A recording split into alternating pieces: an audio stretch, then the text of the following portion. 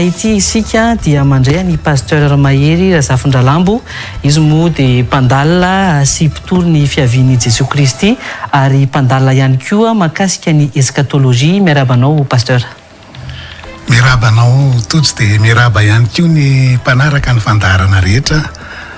amin'ity androany ity indray. Raha tadiditsika tany amin'ny 7 ny volana aprily 2024 no vahiniko voalohany tato anatin'ny fandarana l'invité du jour i pasteur Mahery Razafindralambo. Tamin'izay fotoana izay isika dia niresaka indrindra pasteur ny mahakasika an'izay hoe ny fiavian'i Jesoa Kristy ny andro farany fa tsy ny farandro ny resaka ihany koa isika tao amin'izay fotoana izay mahakasika ny eskatolojia. Ho resantsika amin'ny ankabeny iverenantsika ny mahakasika an'izay fa eo ihany koa ny mahakasika n'izay hoe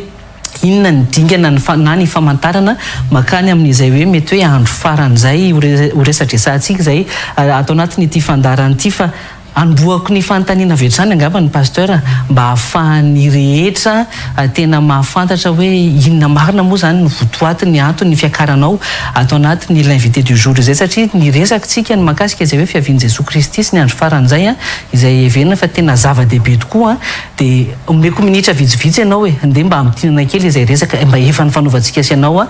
tamin'ny 7 ny volana aprily izay hoe inona marina le eskatolojia aiza ho aiza marina ny mahakasika an'izay hoe fiavian'i Jesoa Kristy sy ny andro faran'izay. Ya, ny voalohany indrindra aloha zany ny antony ny akarana indray androany dia satria misy ny vaovao, misy foana ny vaovao momba n'ity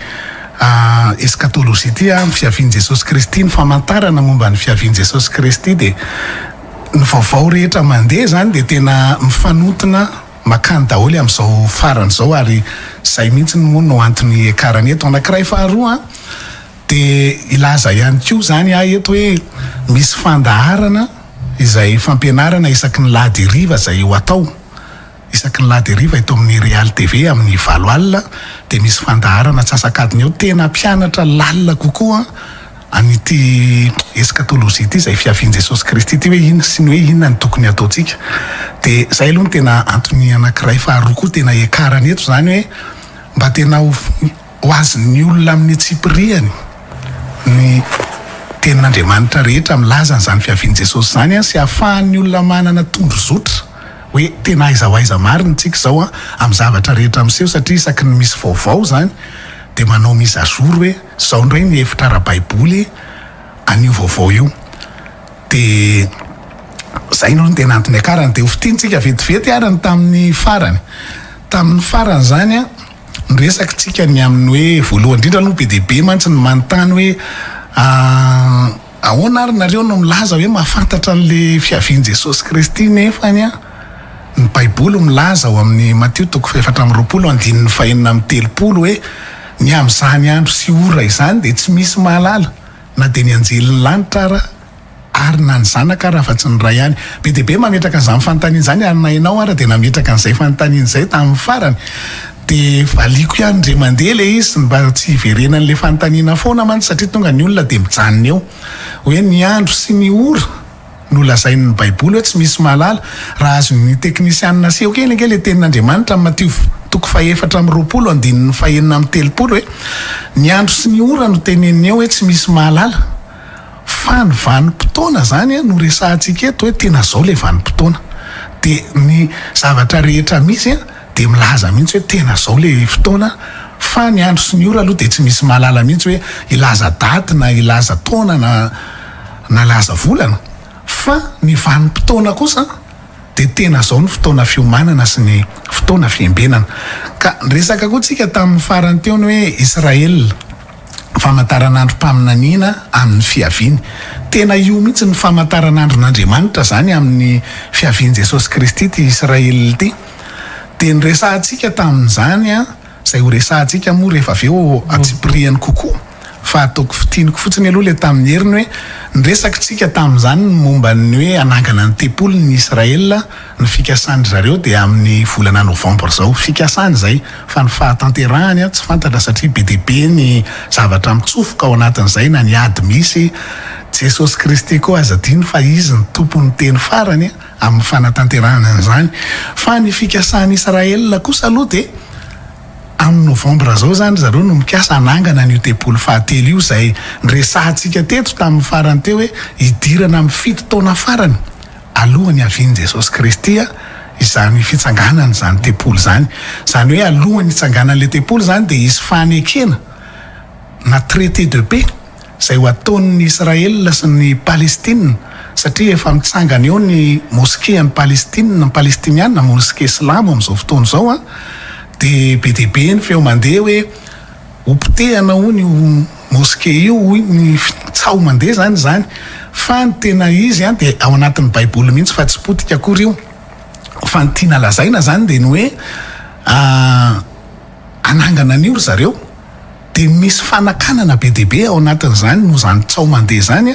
dia misy an'izany ekinany zavatra rehetrarehetra fa rehefa mitsangana io alohany hitsanganana io dia misy an'le fanekena fifanarahana traité de paix dia zay traité de paix zay no manodina an'le 7 taona farany tsy miresaka andro sy orintsika fa miresaka vanim-potoana dia zay zany repère ho antsika zay tondro zotra ngeza be ho antsika zay tojo zay kristianina mpanaradian'i Jesosy Kristy resaka ihany koa tsika tamin'ny farany teo ny ady lehibe fahatelo zay hoe tsy maintsy iainga ao Moyen-Orient be dia be ny ady misy eto ambonin'ny tany fa tsy maintsy ny baiboly foana ny marina dia hoy isika hoe io ady miainga ao Moyen-Orient io no ady lehibe fahatelo zay zany ny famitinana ny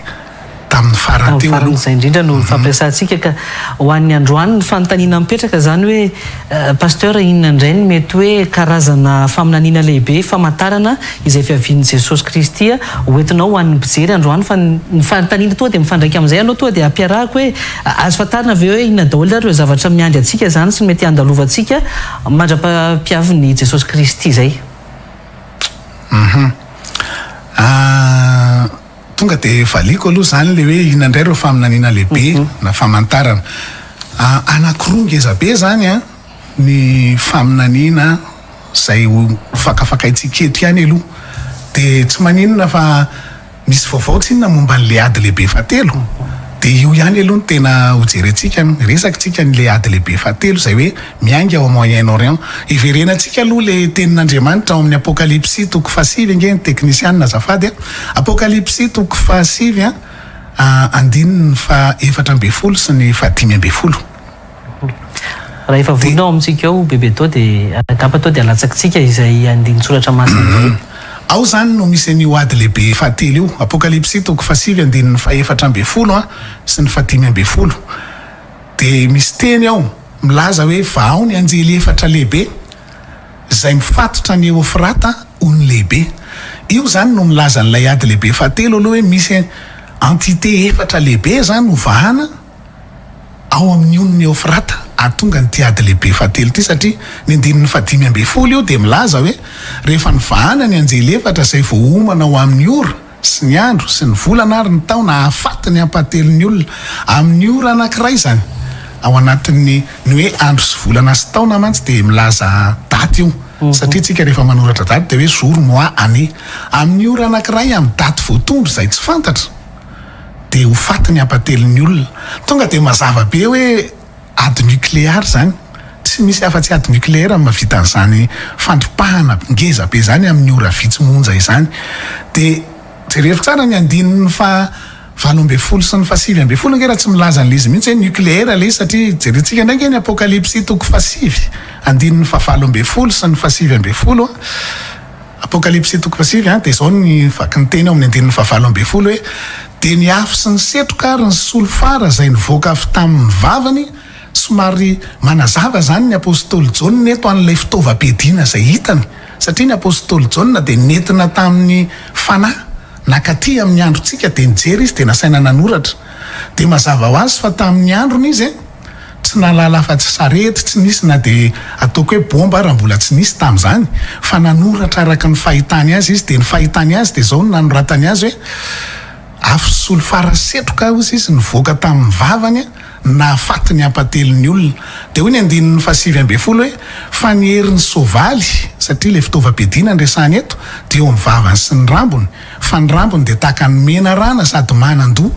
ka ireny no entiny mampahory zany hoe tahaka ny mena rana misy setroka solfara mivoaka mivavany sy ny rambony.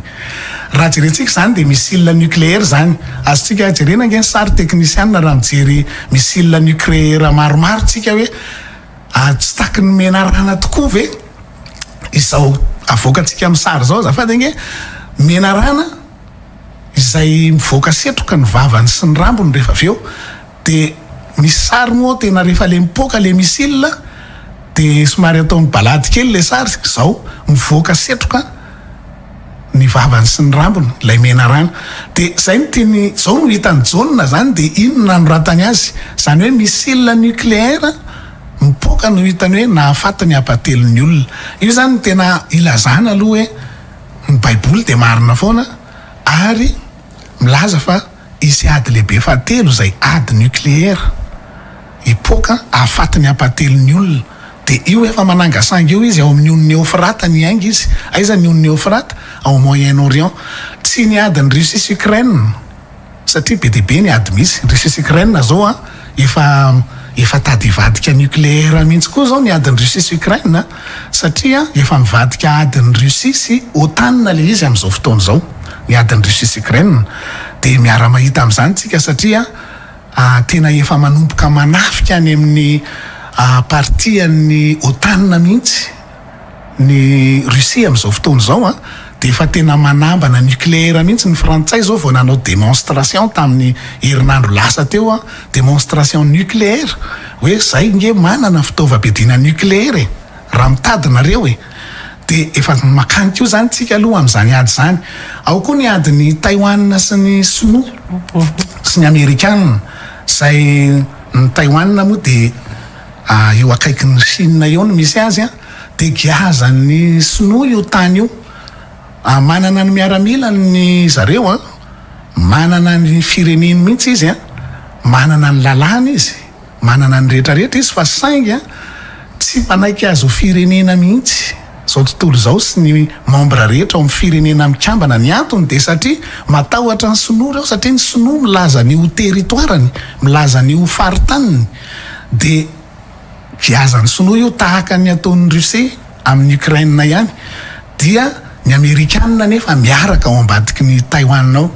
dia mafana ny ady amin'izao tsika manao an'ity fandaharana ity zao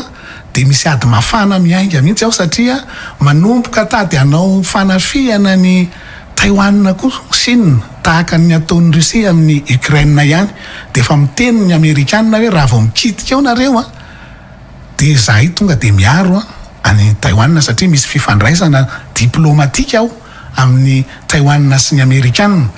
Dia zany ady mafana daholo zany fa zany rehetra zany miendrika nucléaire daholo itojo fa tsy zany ny tena tonga n'ilay ady lehibe fahatelo fa ny baiboly foana ny tsy maintsy marina satria tsy maintsy ao Moyen-Orient ty 3e guerre mondiale ity no tranga tsy hoy zara zafindralambo mahery fa hoy ny baiboly.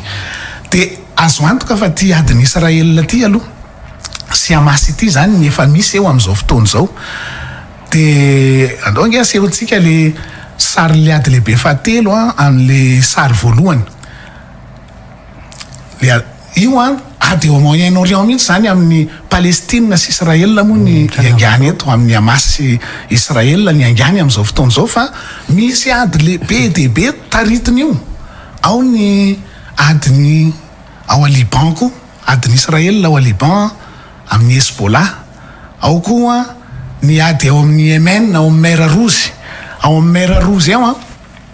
dia tena misy ady tena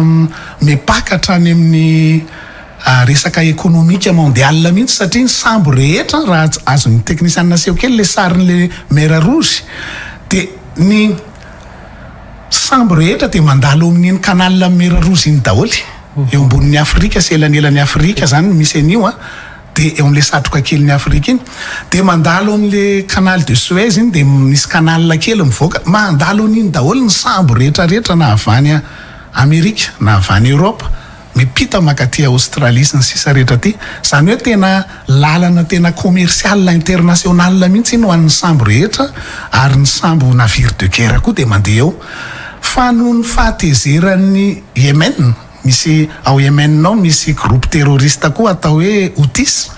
dia noho ny fahatezerany zareo amin'ny lazainy fa manampy ny amin'ny Israela ny Amerikanina sy ny Union Européenne dia ny sambo rehetra zay mandeha eo dia tafihany daholy dia lasa mihodina be aty ambanin'ny Afrika aty mihitsy ny sambo rehetrarehetra mandeha zany hoe tena misy fiatrika ngeza be eo amin'ny commerce international zany ty zavatra ty dia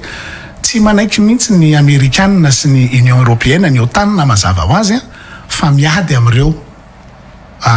Yemen ao amin'le Houthis ao amin'le Houthis mantsy azafady ao amin'le Yemen ao dia raikitra miady ao tena mafana dia mafana miendrika nucléaire koa zany zavatra rehetrarehetra zany dia hitanao fa le adiny ao amin'ny Moyen-Orient foana no hitarika an'izy ity zany ao zany nibitika fa le adiny resahantsika teo zay miendrika nucléaire dia karazana pitsopitso notrany hoe accessoire atonga azo mondial fotsiny atonga an'le izy ngeza be mondial ahafaty an'le apatelin'ny olona eto ambonin'ny tany dia zay zany no azo lazaina amin'iny ady lehibe fahatelo iny aloha hoe isy entité efatra lehibe zany atonga ny ady io araka le tenin'Andriamanitra teo dia raha seho antsika nge le sary eo amin'ny ady lehibe fahatelo ao amin'le sary faharoa dia io adiny Israel sy Hamas io zany amin'izao fotoana izao dia misy ankolafiny ambadika ngeza be ny ankolafiny aty amin'ny Israel dia ao ny OTAN ny Amerikanina sy ny Union Européenne miaraka aminy ao ambadika ao izay manana fitaovam-piadiana nucléaire lehibe atsy ambadiky ny Palestinianina nefa azadino fa miaraka ao ny communiste rehetrarehetra ao ny Sinoa ny Rosiana dia ny zareo ao amin'ny amin'ny Union Euphrate ihany koa ireo terroriste reo miaraka ao Iran sy le lazain'ny Union Européenne sy ny OTAN hoe terroriste reo ao Moyen-Orient reo zany samy manana fomba filazany moa fa ry zareo milaza fa tsy terroriste izy fa miaro ny taniny izy dia reo zany le ankolafiny ngeza be izay tena maneho an'ity ady ty ary atonga an'ity ady ty ho ady lehibe fahatelo satria ireo entité efatra lehibe ireo no ampiasainy amin'le ady zany atonga le ady lehibe fahatelo izy avy ireo entité efatra lehibe ireo ao zany ny Union Européenne ao ny Amerikanina ao ireo le ataony zareo hoe terroriste ao amin'ny Union Euphrate ary ao ny communiste reo entité efatra lehibe ireo no atonga ny ady io ary reo ihany moa no tantarain'ny baiboly ao amin'le hoe soavaly efatra lehibe ao amin'ny apokalypsy ho hitantsika zany rehefa le mandeha ilay fampianarana amin'le isaky ny lahady riva dia ahita ny pitsopitsony zany rehetrarehetra tsika hoe izavy ary reo soavaly efatra reo fa reo ihany izy reo dia reo no ahatonga n'ilay ady lehibe fahatelo zany zay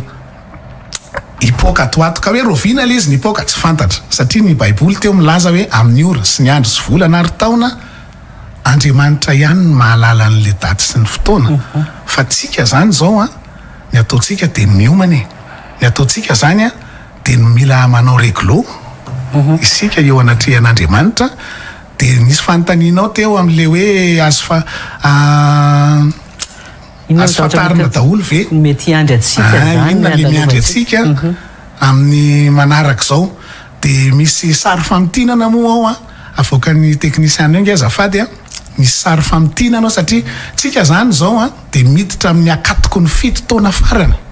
alohan'ny atongavan'i Jesosy Kristy satria raha vao mandeha le traité de paix io dia miditra amin'izay tsika raha manara-baovao tsika dia vao tamin'ity herinandro ity no mitereniny international maso ny Israeliana ny CPI na ny cour pénale international dia namoaka mandadare ho an'ny mpitondran'ny Israel sy ny mpitondran'ny sy ny mpitarika ny Hamas namoaka mandadare ho an'ny zareo ny CPI cour pénale international zay mba hanerena n'le fitsaharan'ny ady dia ny Amerikanina koa vao omaly mihitsy no namoaka plan vaovao plan ho an'ny après guerre zany hoe aorianany ady zany hoe terena zany ny Hamas ny Israel anatsahatra ny ady amin'izay fa namoaka planina ny Amerikanina dia mazava ho azy moa fa après la guerre c'est la paix zany hoe plan de paix io zany dia zay mihitsy nefa le andrasantsika amin'le hoe fanekena tsy maintsy isy fanekena traité de paix ifanaovan'ny Israel sy Palestina dia misy mpanelanelana zao tontolo zao a zahay le hidirantsika manodina an'le 7 taona dia tsika zany zao tena eo akatoko zay le 7 taona farany zay dia eo amin'le menamena io tsika zao hoe eto sika zao eo amin'le menamena hoe eto isika ny zavatra andrasana zany zao na ny ady lehibe fatelo ny tranga na le fanekena tsy fantatra hoe iza ny andeha aloha satria ny baiboly tsy milaza mivantana hoe iza amin'ireo ny andeha aloha fa samy efa tombotra ireo dia raha mifijery azy zao aloha zany dia le fanekena indray aloha nohatra no akaiky kokoa fa tsy fantatritsika mihitsy hoe iza ny tena andeha aloha fa raha le lojika ny tenenitsika teo hoe après la guerre c'est la paix dia mety le ady lehibe fatelo aloha zany ve mety andeha voalohany dia zay vao misy paix ao amin'ny Moyen-Orient sa ve tonga dia hitondra any amin'ny fandriam-pahalemana ao Moyen-Orient le zavatra le nitenenitsika tamin'le vaovao teo dia manara-maso tsika zany zao fa zay mihitsy le ilaina amin'izao le fiakarana plateau zao zany a mba hoe tsy ho tompo-trano miony tsika kristianina fa manara-maso ny zava-misy hoe inona daholo any zavatra misy satria mifanotona daholo ny faminaniana rehetra amin'ny fiavian Jesosy Kristy zany io tena andro farany tsika zao rotojo a dia tena akaiky an'izany fiavian Jesosy Kristy zany miomanana ny tena an'izay hoe andro faran'izay ianao mbola verika ihany ny zavatra efa niteneko tamin'ny volana aprily hoe mety miororo ihany ho an'ny olona ao anatin'izay fa ny fanontaniako kely ivelan'izay pasteur anaporofona an'izay zavatra hoentinao zay zay mba lako fanazavana aminao hoe ninao ve tsy sanatria mialatsiny aminao hoe tsy analyse géopolitique ve no entinao anatin'izay na hoe coïncidence ihany koa dia atao miaraka amin'ny baiboly ao anatin'izay rehetra zay a ireo contexte misy amin'izao reo fa tsy coïncidence ao anatin'izay inona ny tena zavatra misy pasteur ia ny coïncidence angamba ny aloha mety hoe zavatra roa na telo fa rehefa manaraka n'le fampianarana amin'le aladerivo isaka aladerivo io nareo ary mampahery anareo mihitsy hanaraka an'io a dia mahitanareo fa farafahakeliny 13, 14, 15 ny zavatra mitranga zay mitranga amin'izao fotoana zao a mifanandrify amin'ny faminaniana rehetra ao anatin'ny baiboly amin'ny fiavian Jesosy Kristy dia raha ohatra ka 3 sy 4 dia mety marina ny teninao hoe coïncidence le izy fa raha 15 sy 16 dia hoy aho hoe tsy coïncidence intsony zany ary ny faminanian'ny baiboly rehetra mbola tsy tanteraka ny resantsika fa ny efa tanteraka nery tojo e ka efa voasoratra 2 taona meloa e nefa voaingana koa mitanteraka ohatra miteny aminao azy hoe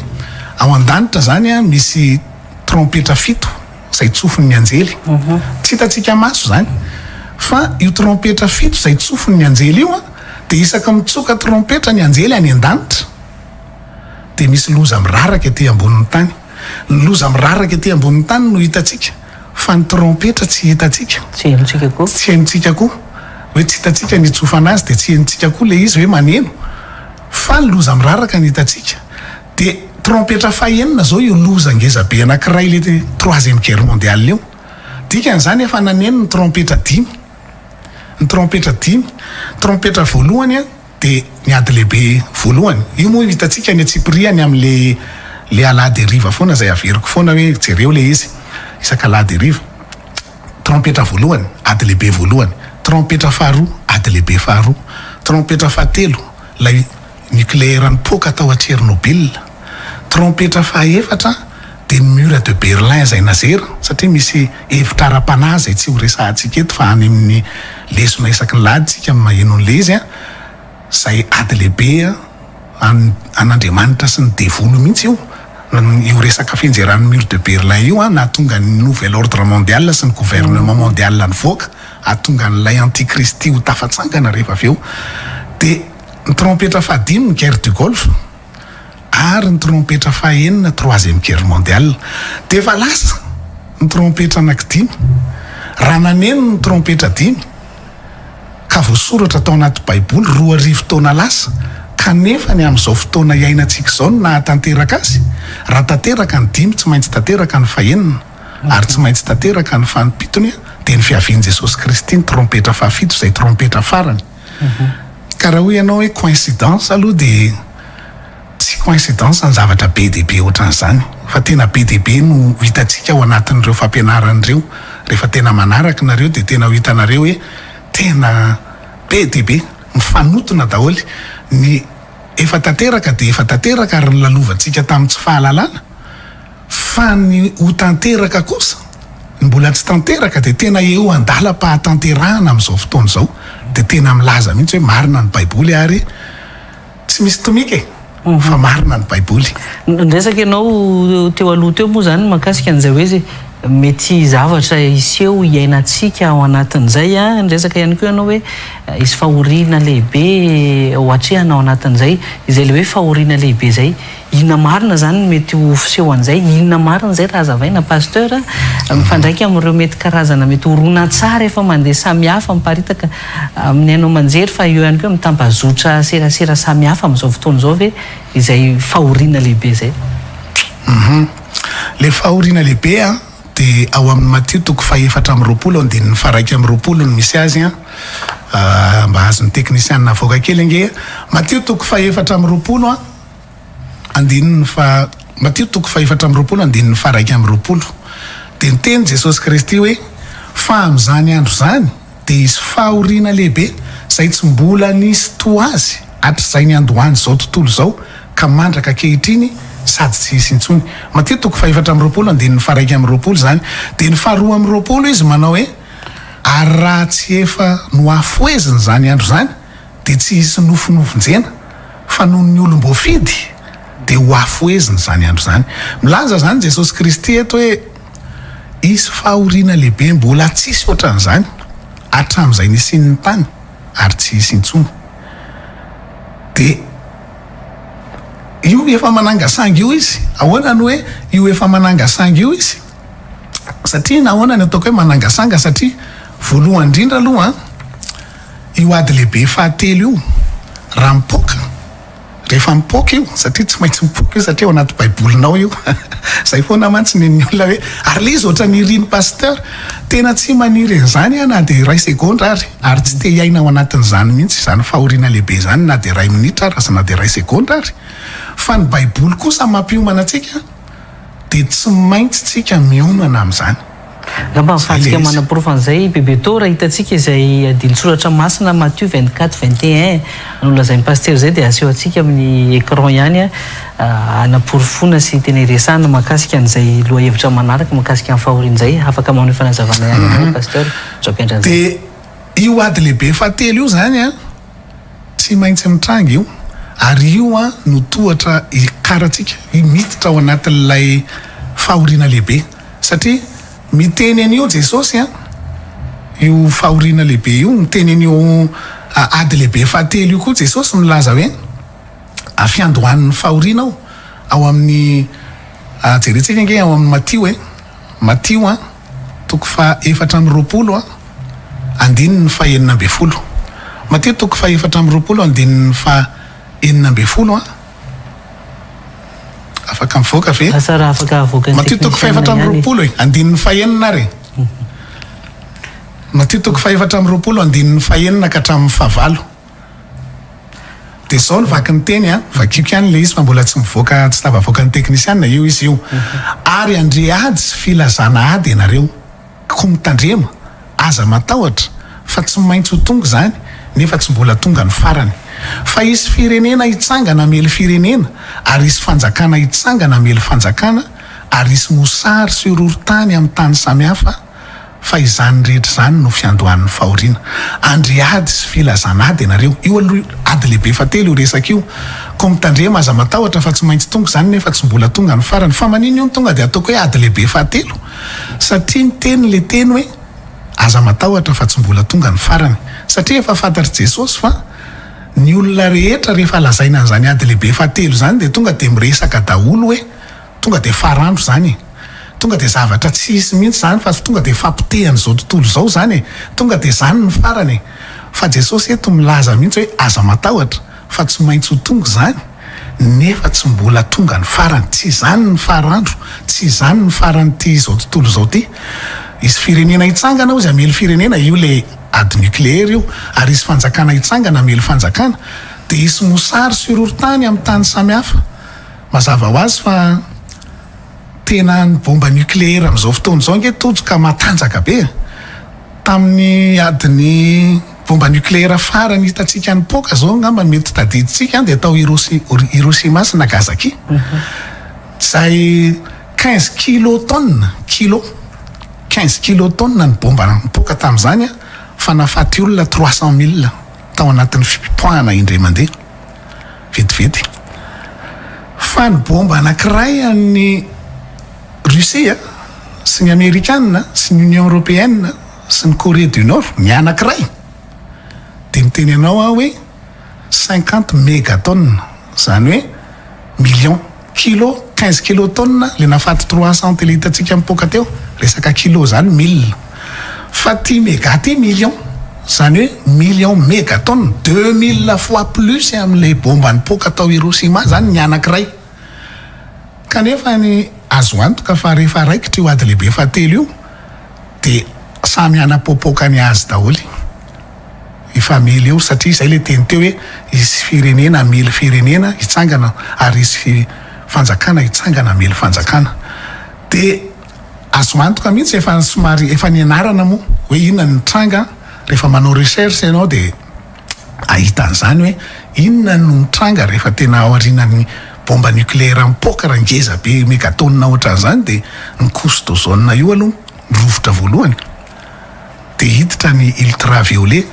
dia rehefa miditra ny ultraviolet dia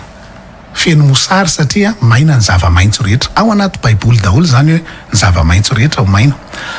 isy mosary be eto ambony tany teo izy Jesosy teo amin'ny 15 amin'le Mateo 4:20 teo hoe amin'ny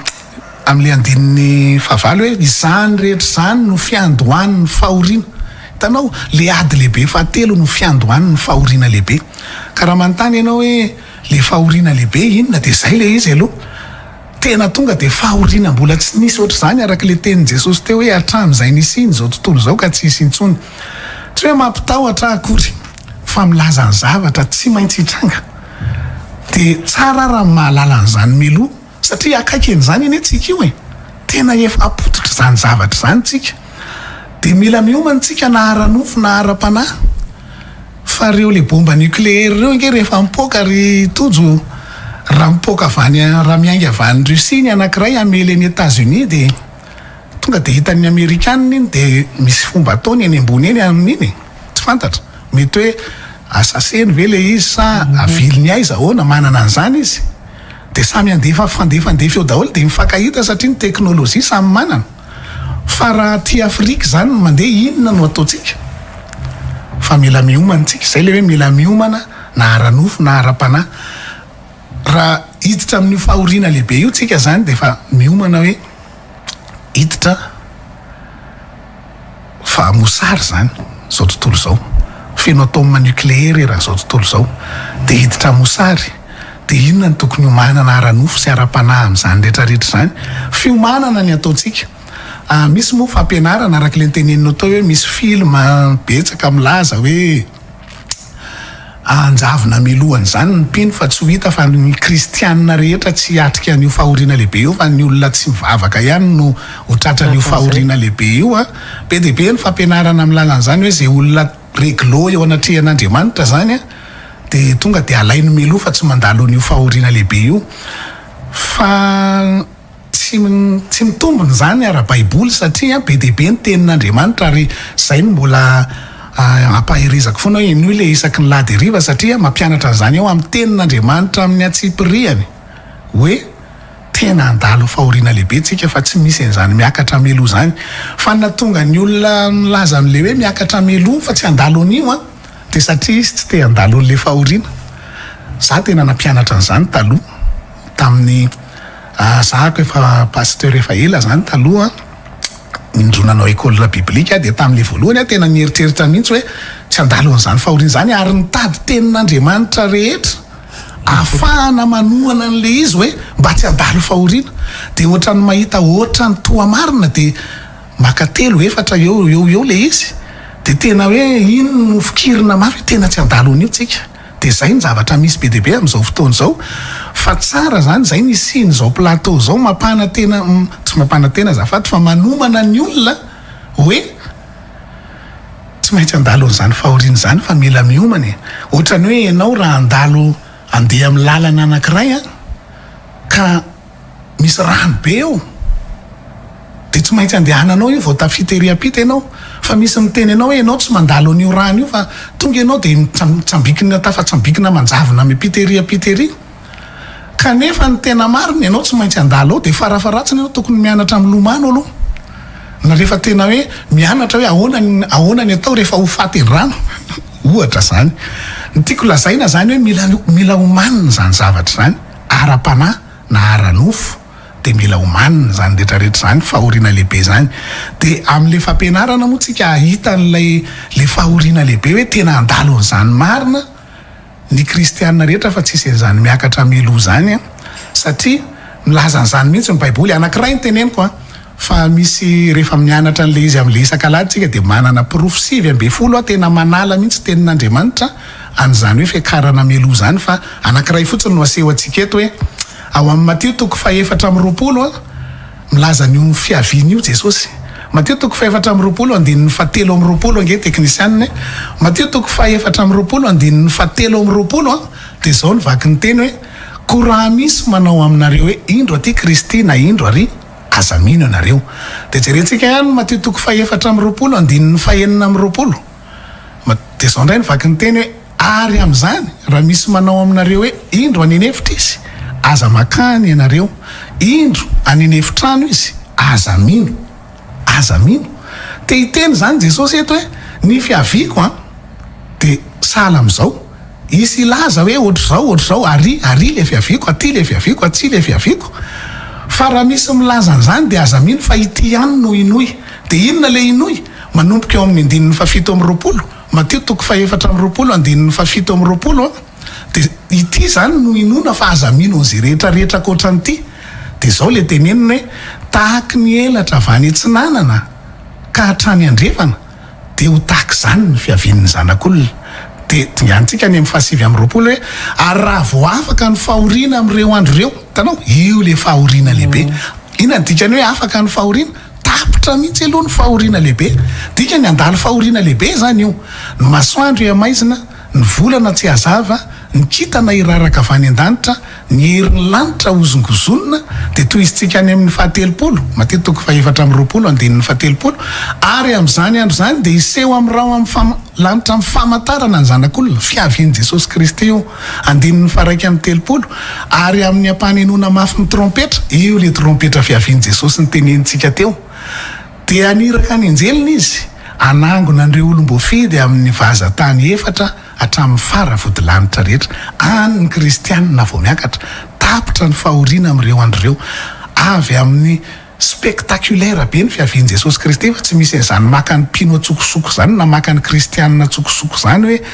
zay le teny teo hoe raha misy milaza aminareo indro aty na indro ary aza mino ka raha misy zany milaza hoe mampianatra hoe miakatra melo fa tsy andalon'io fa anjavona melo dia ny valiny aza mino fa aloha miomana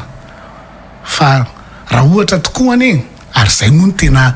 lazain'ny baiboly ary azoko antoko zany hoe aho hoe 1000% hoe tena andalo fahoriana fa raha ohatra ka hiakatra melo tokoa mipino ka alain'i Jesosy atsokosoko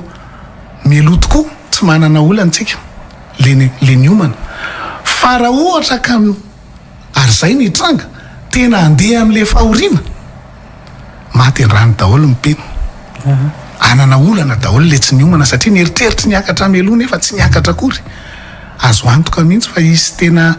fanoerana be amin'ny mpitarika sy ny pastera sy ny sisa tsy ngambany amin'izany mpitondra fivavahana amin'izany hoe fa maninona zay no ny fitahanareo ahoana zay no mandalo n'ity zavatra ity nefa n'izay lazainareo fa tsy andalo dia izy fadisopana tenana be zany ary mety hanimba zavatra be amin'ny ara-panahy fa afa raha efa niomana ianao dia le fiomanana zay zany tena zava-dehibe ary zay mihitsy moa le fiomanana sy fiambenana satria in-telonjato mahery no milaza ao anatin'ny testamenta vaovao fotsiny no milaza Jesosy no milaza ny tenin'Andriamanitra hoe miambena indro afaingana ho avy miambena ianareo sambatra zay manasa ny akanjony fa ho avy dia be in-telonjato zany teny zany ve midika ny tena aty amin'ny andro farany zany tena mampiomana be mihitsy ny tompo satria isy ny atao hoe virjina dala sy ny virjina endry zany hoe ilay kristianina efa tena kristianina koa zany mbola izara roa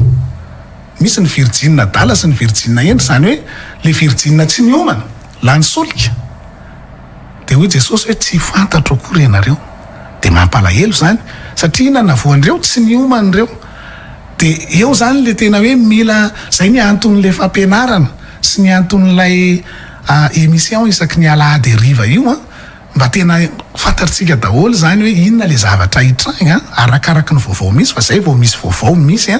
de tonga de actualisenay amin'ny ara-baiboly hoe ity za ao anatin'ity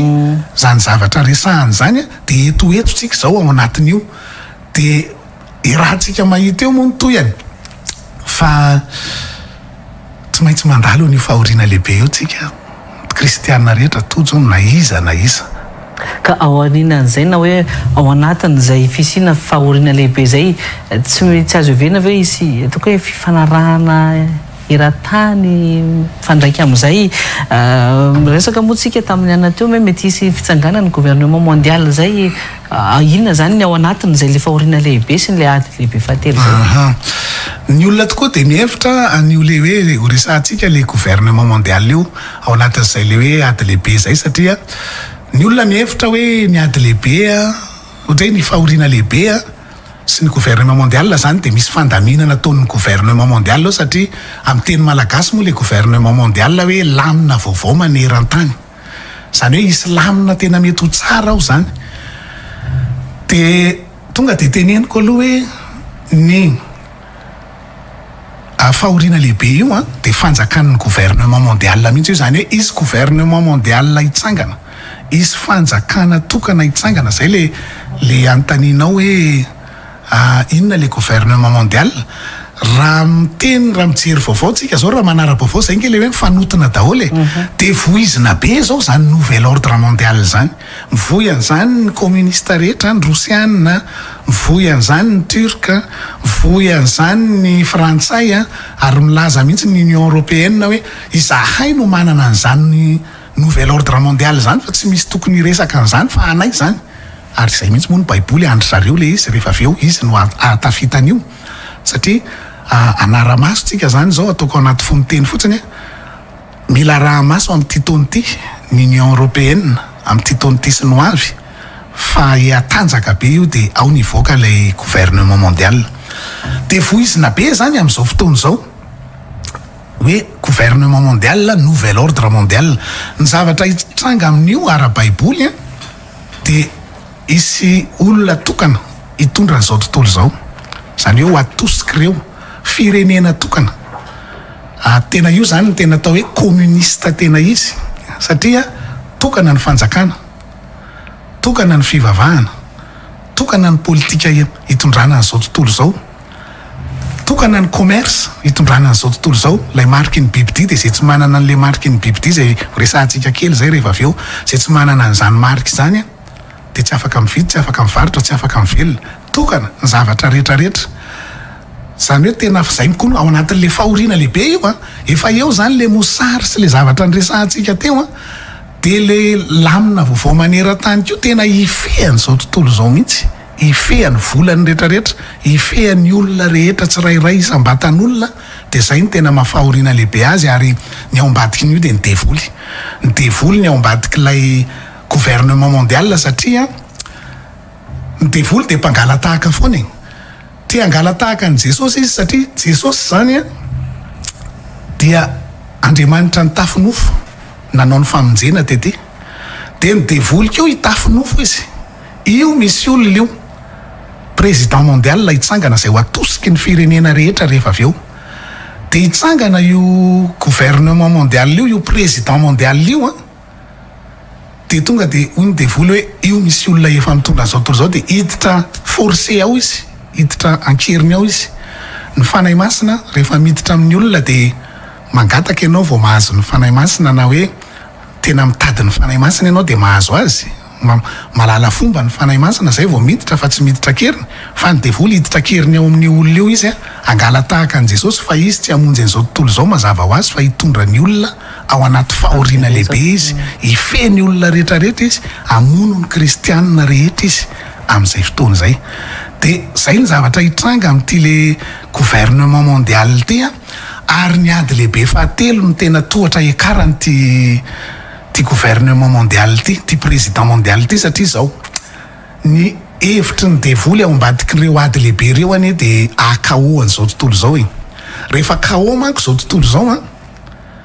dia tsy misy mirarahan'izany fiandrianam-pirenena zany tsony tsy misy mirarahan'izany resaka fiandrianam-pirenena malagasy zany tsony rehefa tena tsisy hohanina tsony tsika eto ohatra fa mosary daholy araka le ady lehibe teo zany hoe tena maty daholo ny zava-maitso trobaka ny costozone dia miditra ny ultraviolet dia fahoriana be zany iza tsony mieritreritra n'izany fiandrianam-pirenena zany fa anao ny ataony fotsiny amin'izay ry zareo hife an'izao tontolo izao zay zany ny hevitry le ady lehibe ny ady lehibe voalohany zao talohan'ny ady lehibe voalohany tsy nisy ny ohatran'ny 1 million ny olona maty tamin'ny talohan'ny ady lehibe voalohany tamin'ny ady rehetra fa vao tonga ny ady lehibe voalohany trompetra voalohany io araka ny resahantsika teo tonga dia 20 tapitrisa ka hatramin'ny 12 tapitrisa ny maty tamin'ny ady lehibe voalohany dia nitsangana ny atao hoe SDN Société des Nations tamin'izany hoe tena trop loatra zany olona maty zany fa alao alamina fa tsy navity ninona ny Société des Nations fa mbola tonga ihany ny ady lehibe faharoa tamin'ny 1945 tamin'ny ady lehibe voalohany izay naharitra 5 taona 8 à 12 millions maty ady lehibe faharoa naharitra 7 taona 1939 hatramin'ny 1945 60 millions ka hatrany amin'ny 100 millions tany ary misy milaza hatrany amin'ny 100 millions isan'ny maty tamin'ny ady lehibe faharoa tanao fa tena nitombe satria inona nitetika ao anatin'ilay izy AKO an'izao tontolo izao fa mbola tsy KO tao izao tontolo izao fa mbola mitoy ihany ny fiainana fa ty amin'izay alefa amin'izay ny ady lehibe fahatelo rehefa nandeha ny ady lehibe faharoa dia natsangana indray ny ONU mba tsy hisian'ny ady tsony fa zao nge tsy mahavita ninona ny ONU imezan'ny Israel fotsiny ny ONU rehefa miteny azy fa tsy mahavita ninona eo aminy nefany ao ny poin'le ady lehibe fahatelo dia tsy maintsy tonga le ady lehibe fahatelo dia rehefa tonga le ady lehibe fahatelo KO amin'izay izao tontolo izao satria io tenenin'ny soratra masina io hoe ny apahatelo n'izao tontolo izao no ringana ao anatin'ny fotoana fohy kely 8 milliards tsika izao raha ny apahatelony zany eo amin'ny 2,6 milliards any ao anatin'ny fotoana fohy ringana ny 2,6 milliards feno atao nucléaire izao tontolo izao isy mosary be sy horohorontany araka le tenin'Andriamanitra teo dia tena tezitr'Andriamanitra noho ny famonon'olona trop loatra ataon'ny olona eto ambonin'ny tany satria anazy ny aina dia ho avy izy hamaly an'izany rehetrarehetra zany dia voalohany aloha valiana ao anatin'ny fahoriana lehibe le izy ary ny devoly koa tena hiasa ao anatin'izay le fahoriana lehibe zay amin'io 3 taona sy tapany durée an'io fahoriana lehibe io dia tonga amin'izay Jesosy Kristy ametraka ny tena fahandriam-pahalemana marina ametraka ny fanjakany eto ambonin'ny tany izy aloha 10 taona dia avy eo mandrakizay any an-danitra rehefa avy eo a Jerosalema vaovao fa ametraka ny tena fandriam-pahalemana marina tsy misy fitaka izy fa ny fandriam-pahalemana amin'izao fotoana izao mbola fandriam-pahalemana fitaka daholy tsy marina akory fa andeha zao io traité de paix io fandriam-pahalemana ao Moyen-Orient io fa za milaza aminao fa nitoyany ao anaty baiboly dia mbola hiady foana Israel sy Palestina hiady ito hiady ny tany na dia ny fandamy mary raha jerentsika zao ny Zakaria toko fa Zakaria nge azafady teknisiana Zakaria toko fa 7 andininy faharoa dia zao ny vaky ny teny ho an'ny Israel ty angoniko ny jentilisa rehetra amely ny Jerosalema tanao fa mbola itoy io ady io amin'izao fotoana izao nge ny rehetrarehetra efa tena tezitra amin'ny Israel daholy fihetsiketsehana etsy roa atraizatraiza zao manera tany no nidaroka bomba ataon'ny Israel ao Gaza io de izakay manao an'io ay Andriamanitra mihitsy ny manao an'le izy eto le satria zao ny tenenin'ny baiboly eto hoe angoniko ny jentilisa rehetra amely ny Jerosalema de ho afaka ny tanàna ka orobaina ny trano ho saviana ny vehivavy zany efa nitranga daholo tamin'le 7 oktobra teo zany tamin'ny Israel ary ny tsasaky ny tanàna de ho lasa kobabo nisy ny otage zao zay natao teo fa mbola itoy zany io otage io ary ny Hamas de efa niteny foana tamin'ny Israel hoe fanombohana fotsiny ange 7 oktobra fa ho hitanareo fa 7 oktobra foana ny fiainanareo de zay zany le zavatra hitranga zany hoe le ady tsy janona mihitsy fa fandriampahalemana sandoka fa ho faranan'i Jesosy Kristy satria adiny Armagedona mantsy io lazain'i Zakaria io ino atao hoe adiny Armagedona zany hoe zao tontolo zao hitambatra hiady amin'ny Israel de avelan'Andriamanitra hanafika azy ao fa tsy fantatra ireo zao tontolo zao ireo de izy mihitsy no avy ny fiaviany amin'ny voninahitra lehibe hiady amin'ireo manafika ny Israel reo rehefa avy eo zay zany le hoe adiny Armagedona sady fiaviany Jesosy Kristy amboninahitra lehibe zay ametraka ny fanjakany ametraka ny tena hoe tena fandriampahalemana marina mandritra ny arivo-taona mandritra n'izany arivo-taona zany lazain'ny baiboly hoe na ny zazakely ara atsofoka ny tanany any anatin'ny lavaka vipera fa tsisy ampaninina azy zany ny liona hinana vilona lasa herbivore zany ny liona amin'izany fotoana zany tsy mifampihinana ntsony ny liona sy ny zanak'omby tena fandriampahalemana tanteraka zany satria Jesosy Kristy no mpanjaka fahalohan'izay aloha ao anatin'ity gouvernement mondial ity zay 3 taona sy tapany le nouvel ordre mondial le fahoriana lehibe de ny devolo mihitsy nitondra zany hoe amin'ny alalan'le olona tokana io le fanjakana tokana io de izy no hitondra an'izao tontolo zao ka ny devolo tsy tonga raha tsy andrava sy amono ary andringana de zay ny zavatra hitranga ao anatin'io 3 taona sy tapany io zany mafy be hoy Jesosy teo hoe raha tsy nafoezina zany no afoezina de tsy misy nofo vonjena fa no afoeziny ary io zany efa nafoeziny io fotoana io noho ny olom-boafidy izy ary zay koa no milaza fa mbola ao tsika fa noho ny olom-boafidy de no afoezina zany isika ihany ny olom-boafidy fa misy milaza hoe ny Israel ny olom-boafidy fa tsy ao anatin'ny baiboly ny Israel firenena voafidy tany amin'ny testamenta taloha fa isika no olom-boafidy aty amin'ny fanekena vaovao de ny kristianina izay nateraka indray de zay zany lay zavatra hitranga ao anatin'io fahoriana lehibe io ka fampiomanana tojo ny ataontsika eto fa ny pitsopitso ny andininy rehetrarehetra zany de amin'io isaky ny amin'ny valy io no hitantsika ny atsibriany rehetra fantanina ray farany fotsiny mba tiako aperaka aminao satria tamin'ny antsika ny fampiresaka tamin'ny farany moa zany resaka ianao le ombomena tao anatin'izay fandaran'izay hoe nikasanao ny fanatitra tamin'ny apasika jiosy teo mpikarakaraan'izay ao ihany tokoa moa zany pastera ny momba n'izay le ombomena zay raha avitiantsika ihany lakzay Ndresaka tsika momba n'ilay ombomena io tamin'ny farany de misy vidéo netiko ihany ao azontsika alefa ve le vidéo le ombomena zany le saika atao fanatitra tamin'ny farany teo hoe tamin'ny pasika tesara moa filazan'ny jiosy azy pasika jiosy tamin'ny 22 ka hatramin'ny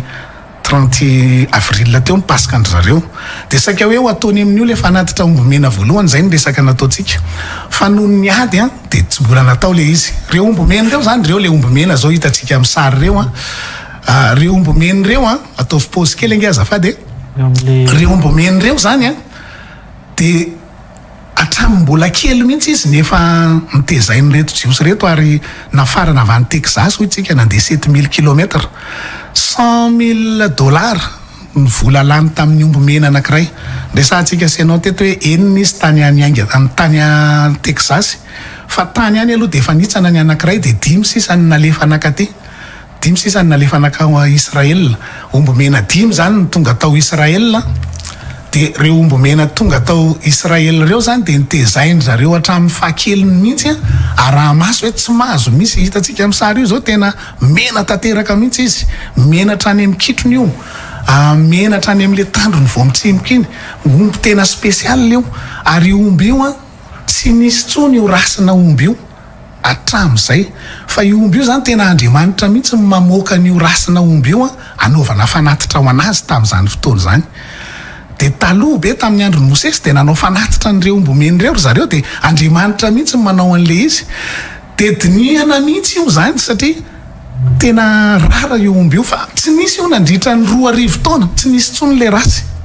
fa tonga zany amin'izao fotoana zao io fa nivoaka indray le rasy de tena hoe avy amin'Andriamanitra moa zany noho zareo le izy fa tena tian'Andriamanitra tokoa zany no anaovana ny tepoly ty fa raha ny tena marina aloha zany tsy sitrak'Andriamanitra tsony zany tepoly zany hoe vato makazo fa isika senao ny tepoly de tena diniandry zareo mihitsy eo amin'ny sary io hatrany amin'ny volo singam-bolo anankiray hoe tena mena sy tena hatramin'ny farany de reo anankitelo reo zany no lany tamin'le 5 indray mbola nitsana ny anankiroa fa 3 sisa ny omby mena de ny tiako tenenina de zao hoe ireo omby mena reo araka ny lalàna sy ny zavatra rehetra zay napetrak'Andriamanitra ho an'ireo rabain rehetra zay manao ny fanatitra de hoe tsy mahazo mihoatra ny 3 taona ny anaovana an'le fanatitra 3 taona le omby mena natao fanatitra zany hoe manomboka eo amin'ny 2 taona sy 2 andro ka hatramin'izy 3 taona no azo anaovana fanatitra n'le omby fa raha vao mihoatra ny 3 taona reo omby reo de tsy azo atao fanatitra tsony tsy mety tsony amin'le fanatitra de reo omby reo nefa ny feny 3 taona afaka 4 bolana na 5 volana eo zay no natonga n'le fikasan'ny Israela hoe novembre satria afaka 4 bolana 5 volana eo zany de hitady omby mena roviana indray 2 arivo taona tsy nisy an'io fa tiara nisy tamin'ny fomba miracle be de za mino hoe tsy ho avelan'ny zareo andalo fotsiny io fa tsy maintsy hanao an'io izy zay aloha ny finoko satria roviana indray vao isy omby mena indray hoe tena iandro 4 taona indray ve na 4 siècle fa reo zany efa misy le omby mena de tena tsy maintsy ho ataony io ary raha manohinohy sary eo amin'izay tsika de zareo efa manao ny fitaovana rehetra tony zao ny fitaovana rehetra tony ny fanaovan-jiro ao amin'ny tepoly efa vonona daholy ao amin'le tepoly efa tena complet ny fitaovana rehetrarehetra ao anatin'izany tepoly zany ny mpisorona efa manao entraînement isan'andro reny zao ny akanjo ny mpisorona efa eo de efa manao entraînement isan'andro ny mpisorona rehetrarehetra mba tsy hanao erreur mihitsy amin'le fanatitra omby mena voalohany de ty zao ry zareo manao an'izany entraînement zany hoe ohatran'izao ny ataontsika rehefa tena hanao an'le tena fanatitra omby mena zao ny pôzy mba tsy hisy erreur mihitsy zany eo anatrehan'Andriamanitra ny tiana hatongavana zany de hoe efa tena vonona ry zareo anao an'io fanatitra io ary ny altara anaovana an'io fanatitra io zay hitantsika sary eo amin'ny faraparany eo de efa vonona ihany koa tena efa hoe efa natsangany zareo zany altara zany de izao moa zany tsy tena izy io fa ty zao le altara de io altara io tena ngeza be io ary eo amin'ny tendrombohitra Oliva ny misy azy manatrika an'le toerana anaovana ny tepoly efa tena vonona zany altara zany dikany tena ny fahavononan'ny Israely anao an'io tepoly fahatelo io de efa tena vonona tanteraka izy fa manara-maso tsika zany hoe ho tanterany ve le izy za aloha mino ary mivavaka ao an'izany ho tanteraka le izy mba ho tonga Jesosy Kristy ho tonga aingana. Eny ary paster efa mananika ny adiny ray izay resadresaka ny fanaovantsika izay fa sady amin'ny tinana ihany koa ny resaka izay ny fanaovantsika mianaka teto amin'ny plateau teto inona ary ny ataontsika hoe ny fiomanana sy na ny fiambinana ihany koa tokony ataon'ny olona manoloana n'izay resaka sy na fanambarana no entinao teto amin'ny plateau izay tamin'ity alina ity. Ya hoy aty hoe mifanotona daholo ny zavatra rehetra de tsika zany mila mahay manara-maso aloha voalohany indrindra hoe inona le aiza ho aiza tsika zao mba tsy ho tompotrano miono saika adiniko kely teo zany mariky ny biby zany zao efa akaikely zany amin'izao fotoana zao le nouvel ordre mondial io efa mivoy an'le mariky ny biby de ny mondialiste be eran-tany reo efa mandefa an'izany mariky ny biby zany maneran-tany ina le mariky ny biby hoy ny baiboly raha vakitsika ao amin'ny apokalypsy toko 7:10 andininy 9:10 andininy 7:10 ataontsika vetivety fotsiny ty satria tena zava-dehibe ty apokalypsy toko 7:10 andininy 9:10 sy 7:10 nge teknisianiny apokalypsy 13 16-17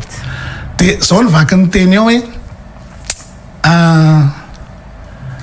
ary ny olona rehetra na ny kely na ny lehibe na ny manan-karena na ny malahelo na ny tsy andevo na ny andevo dia ampandraisy ny marika eo amin'ny tanany akavanana sy eo amin'ny andriny avokoa ny olona rehetra resahana zany ny monde entier zany hoe isy zavatra zany ivoaka manera-tany raisina amin'ny tanana sy eo amin'ny andrina inona le eo amin'ny andrina mety scanne oculaire zany mety ho reconnaissance faciale zany izy zavatra zany azo antoka fa kody izy io dia ivoaka maneran-tany ary efa mivoaka zany amin'izao fotoana izao fa mila manara-baovao tsika any Chine efa zany ny zavatra iainana any Inde efa zany ny zavatra iainana eto Afrika miteny aminao fa ivoaka ny afrikanina rehetra amin'ity taona ity farafatarany 2025 hono araka ny projet ny international tsy maintsy mandray an'io zavatra io daholo inona raisina amin'ny tanana sy eo amin'ny reconnaissance faciale sy ny oculaire le izy dia io zavatra io international raha ohatra zany ka misy zavatra ohatra zany aloha ka eo amin'ny sehatra fotsiny ohatra hoe atao amin'ny Real TV ohatra nareo manisy zavatra teknôlôjia empreinte digitale tsy zany le izy sy resaka zavatra reconnaissance faciale tsy zany le izy fa nylazainy baiboly eto international le izy zany hoe le kody avoakany eo amin'iny kodinao iny zany tonga dia mandeha international tsy misy tsony ny kara-panondro sy ny passeport fa iny daholo ny miasa rehefa tonga izay fotoana zay le mariky ny biby ity zay tsy afaka hividy sy varotra tsony ny olona rehetra zay tsy manana an'io za tena miteny ianao fa akaiky kely zany zavatra zany ary efa manomana an'izany zao tontolo zao amin'izao fotoana zao dia ny tiako lazaina zany hoe araka ny teninao inona ny tokony atao efa fiomanana lehibe zany satria zany ny atao hoe bomba milevina minina ara-panahy alefa ny devoly satria raha jerentsika zao ny apokalypsia zay olona rehetra mandray an'io apokalypsia 14:9 apokalypsia 14:9 ange teknisianina voay kely azafady ho an'ny olona rehetra zay mandray an'io dia zao no lazainy ny baiboly aminy hoe apokalypsia 14:9 vao ny anjely efatra 14:9 fa tsy 9:14 mivadika iny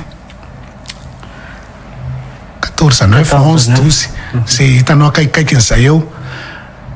zao ny teny ao zay olona rehetra mandray an'io dia nysetroko ny fijaliana hiakatra mandrakizay satria hiarany tena fahatezeran'Andriamanitra izy zany hoe tonga dia very mandrakizay zay mandray an'io raha resaka famonjena zany dia tonga dia very ny olona zay mandray an'io dia zany zao tena minina ara-panahy lehibe ataon'le devoly ao anatin'ilay organisation an'ilay nouvel ordre mondial ka raha ho ianao hoe coïncidence daholo ve zany rehetrarehetra zany dia andray an'io ianao dia tena ho sahirana mandrakizay ianao satria zay miandry an'i Jesosy zay zany le tena hoe mila iomanantsika ka ny ho ianao hoe inona ny atao dia ho iaho hoe efa nanao planin'Andriamanitra ny planin'Andriamanitra dia zao amin'izao andro faran'izao ametraka ny marika ny devoly fa Andriamanitra koa efa nametraka ny marika tamin'ny andro Pentekosta ny latsaka ny fanahy masina dia io ny marika maha-kristianina ny kristianina ny kristianina tsy manana ny fanahy masina tsy any Jesosy izy satria tsy izany no miteny an'izany fa ny baiboly Romanina 9:7 azon'ny teknisianina voaka kely hoe zay Romanina 9:7 dia manao hoe fa raha misy kosa tsy manana ny fanahin'ny Kristy dia tsy azy izy zany hoe ny tontolo ny fanahy rehetra zany na ny tontolo ny fanahin'Andriamanitra dia ny fanahy masina na ny tontolo ny fanahin'ny devoly dia samy mametraka ny marikany amin'ny olona fa ny devoly mbola io avy io fa ny Jesosy efa tamin'ny andro Pentekosta izy nandatsaka ny fanahy masina dia tsy maintsy raisitsika zany fanahy masina zany tsy maintsy raisitsika zany famonjena zany ny famonjena nataon'i Jesosy Kristy dia maty izy nalevina izy dia nitsangana izy dia isika koa tsy maintsy maty dia alevina dia mitsangana raha te handray an'izay famonjena zay ina le maty ho any an-danitra ianao hiditra amin'izany lanitra masina be zany tsy maintsy maty amin'ny fahotana ianao zany hoe tena manary ny fahotana rehetra maty eo anatrehan'ny fahotana ohatrany hoe faty eo anatrehan'ny fahotana zany hoe tsy mihinana n'iny intsony rehefa maty dia alevina zay ny hevitra ara-panahy batisa ho efa andresahako ihany zay teto ary mbola horesahana foana moa anatin'ny ray fandaharandreo hoe rehefa maty dia alevina zany hoe ao aorianany fahafatesana ny fandevenana fa tsy tokony atao batisa zany ny olona mbola tsy vonona ny ala amin'ny ratsy fanaony satria lasa mandevimbelona lojika be zany fa ny hevitra ara-panahin'Andriamanitra dia zao bebaka ianao aloha vonona ianao zany nga tsy hanao tsony hiala amin'ny ratsy rehetra fa hitodika amin'ny sitrapon'Andriamanitra fa hiala amin'ny asan'ny nofo rehetra dia rehefa tonga amin'izay point zay ianao dia alevina amin'ny batisa amin'ny ranobe amin'ny anaran'i Jesosy Kristy dia avy eo rehefa mivoaka avao anao mbola nofo ihany mbola hisy fakam-panahy dia tsy maintsy ilaina le fanahy masina lay fanahy masina ery anoherana fakapanahy lay fanahy masina anoherantsika ny fizantoetra lay fanahy masina io ny anovatsika ny ray mpimasy dia miakatra itsena an' jesosy tsika rehefa tonga eny amin'ny raha ho any lanitra izy zay a tsy misy anaram-piangonana zany zay tsy mitory anaram-piangonana mihitsy fa zay mitory an' jesosy kristy sy ny famonjena sy ny filazantsara ary ny fiaviany zay ihany nitorianay dia zay ny lalam-pamonjena ao anatin'ny baiboly dia zay ny tokony andehanan'ny olona rehetra raha te ho any an-danitra izy rehefa mandeha amin'izay izy any kristy ianao ina ny atahoranao an'izay fahoriana lehibe any fa raha ny zanakao ve mandalo fahoriana tsy ho arovanao ianao no Andriamanitra zany raha izy dia tokony tsy atahotra an'izany tsika amin'ny mazanany tsika hoe andeha andalo an'izany fa tsy hoe ndeha hitady tenin'Andriamanitra hoe aizavo le tsy andalovana amin'ity fa mila miatrika. dia mankasitraka anao ary pasteur Mahera Zafondralambo nitondra n'izay fanazavana sy fampianaran'izay a tato anatin'ny fandarana l'invité du jour tamin'ity androany ity fiakarana faharoa moa zany izay no tamin'ity androany ity raha tamin'ny volana aprily anao no efa niakatra voalohany ihany koa nitondra ny fanazavana makasika izay fiaviany Jesosy Kristy izay dia manantena anao mbola ahitanao eto amin'ny plateau ny l'invité du jour fa efa nanambara moa ianao fa isy ny fandarana izay ho tanterahanao ihany koa isaky ny alahady eto amin'ny Real TV Madagasikara mankasitraka anao mankasitraka atsika rehetra ihany koa nahatra anjelatra amin'ny farany an'izao fandarana izao ny sampany fampalalambo avao eto amin'ny Real TV Madagasikara sy ny fianakaviam-beny Real TV Madagasikara ihany koa dia mirary anao farany herinandro mahafinaritra ihany koa mandrapitafa ary tompo klasy tompo bavy.